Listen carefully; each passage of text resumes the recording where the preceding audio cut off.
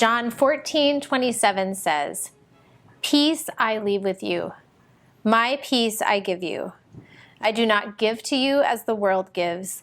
Do not let your hearts be troubled, and do not be afraid." So I know for many of us here in Cuyahoga County, yesterday's recommendations have thrown us for a loop. It's nothing new, and it's nothing we might not have expected, but it can feel so uncertain and like there's no end to this season. It can be so hard. So I'm inviting you today to pause. I'm inviting you to take a deep breath and to think. We know we have a month of being at home. We know that the news is going to be difficult and tricky. We know, if it hasn't happened already, that friends and family will either have COVID diagnoses or will have a scare. And my question for us today is, how are we staying well during this time? How are we creating pause in our life to experience God's peace?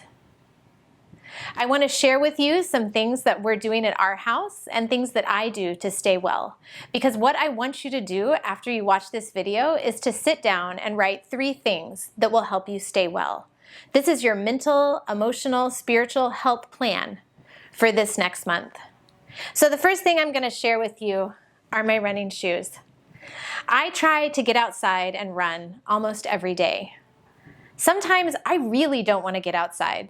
The first thing I do when I get up in the morning is look and see what the temperature is. And sometimes it just seems too cold. But I know that I will feel better and that I will have more access to hope and who God is if I can get outside, if I can spend some time connecting with my body and using my body. And then on my jog, I breathe and I turn myself to God and say good morning, and I reorient my day. So jogging is a big part of my mental health plan. And honestly, for many of us, getting outside will be a part of that. How are we connecting with nature? So the other part of my mental health plan is my phone. And this may come as a surprise. You know, we have different views about technology. But on the end of my phone are my 2 friends, Amy and Hannah. And throughout the week, we text each other, we check in on each other, and Amy and Hannah remind me of how God is present to them and how God is present in my life. So the other mental health plan is one that we've come up with a family.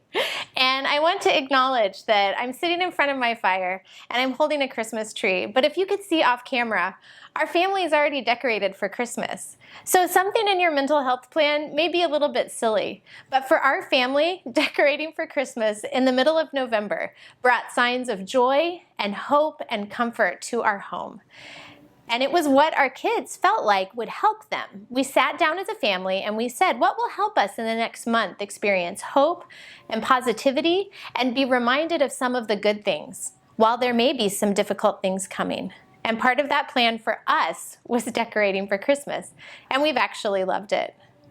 So those are my mental health plans. Those are ways that I'm staying connected to God, to others, and to myself during this time. But I invite you to take a pause, to find some time to create a plan. It's going to be tricky in the next month. Let's stay connected to one another. Let's stay connected to God. Having a lockdown doesn't mean that we need to have a breakdown. But if we have a plan, if we stay connected, and then when we feel ourselves not feeling okay, reach out. Reach out to us at the church, reach out to a friend, and reach out to God. We are here for you, we care about you, and we want to walk through this time together. Peace to you today.